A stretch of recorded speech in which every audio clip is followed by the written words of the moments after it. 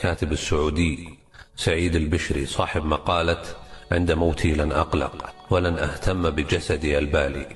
بالله ركزوا على الكلام في آخر المقالة لعلها تكون عظة وعبرة للناس اللي نفوسهم ضعيفة يرون الدنيا وينسون الآخرة. فيكمل ويقول: فإخواني من المسلمين سيقومون باللازم، وهو يجردونني من ملابسي، يغسلونني، يكفنونني، يخرجونني من بيتي، يذهبون بي لمسكني الجديد وهو القبر، وسيأتي الكثير لتشييع جنازتي، بل سيلغي الكثير منهم أعماله ومواعيده لأجل دفني، وقد يكون الكثير منهم لم يفكر في نصيحتي يوما من الأيام. أشيائي سيتم التخلص منها، مفاتيحي، كتبي، حقيبتي، أحذيتي، ملابسي، وهكذا. وإن كان أهلي موفقين فسوف يتصدقون بها لتنفعني. فتأكدوا بأن الدنيا لن تحزن علي، ولن تتوقف حركة العالم، والاقتصاد سيستمر، ووظيفتي سيأتي غيري ليقوم بها، وأموالي ستذهب حلالا للورثة، بينما أنا الذي سأحاسب عليها. القليل والكثير، النقير والقطمير، وإن أول ما يسقط مني عند موتي هو اسمي. لذلك عندما أموت سيقولون عني: أين الجثة؟ ولن ينادوني باسمي. وعندما يريدون الصلاة علي سيقولون: أحضروا الجنازة، ولن ينادوني باسمي. وعندما يشرعون بدفني سيقولون: قربوا الميت، ولن يذكروا اسمي.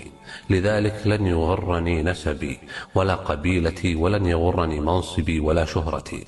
فما أتفه هذه الدنيا، وما أعظم ما نحن مقبلون عليه. فيا أيها الحي الآن، اعلم أن الحزن عليك سيكون على 3 أنواع. الناس الذين سيعرفونك سطحيا سيقولون: مسكين. أصدقائك سيحزنون ساعات أو أيام ثم يعودون إلى حديثهم بل وضحكهم. 3 الحزن العميق في البيت، سيحزن أهلك أسبوعا، أسبوعين، شهرا، شهرين، أو حتى سنة، وبعدها سيضعونك في إرشيف الذكريات. انتهت قصتك بين الناس، وبدأت قصتك الحقيقية وهي الآخرة. لقد زال عنك الجمال والمال والصحة والولد، فارقت الدور والقصور والزوج، ولم يبقى معك إلا عملك، وبدأت الحياة الحقيقية. والسؤال هنا: ماذا أعددت لقبرك وآخرتك من الآن؟ هذه حقيقة تحتاج إلى تأمل.